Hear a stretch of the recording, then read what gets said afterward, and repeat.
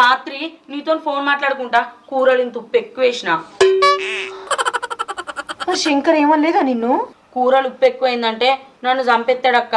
అందుకే ఆ కూర పక్కింటి పద్మిచ్చిందని చెప్తే లొట్టలు వేసుకుంటా తిన్నాడు.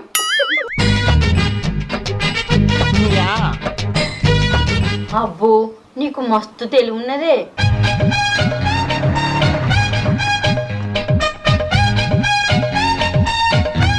వస్తాయి నువ్వు ఇంపార్టెంట్ పని వినామనుకుంటే ఈడ కూర్చొని సొల్లు కబుర్లు చెప్తానవానే. అయ్యో సొల్లు కబురాని వాళ్ళ గుర్తుకొచ్చింది. ఇంట్లో ఫ్రిడ్జ్లో పండ్లు ఉన్నాయి, తీసి జ్యూస్ వేసిర్రా. ఇట్టనే మాదిత్త తీయకపోతే వస్తానా? నువ్వైతే చెప్పనురా. ఇగో శంకర్, ఇంకా స్టవ్ మీద పాలు పెట్టినా పొంగిపోతే ఏమో, కొంచెం బంద్ చేసి పోరాదు. సరే వదినే.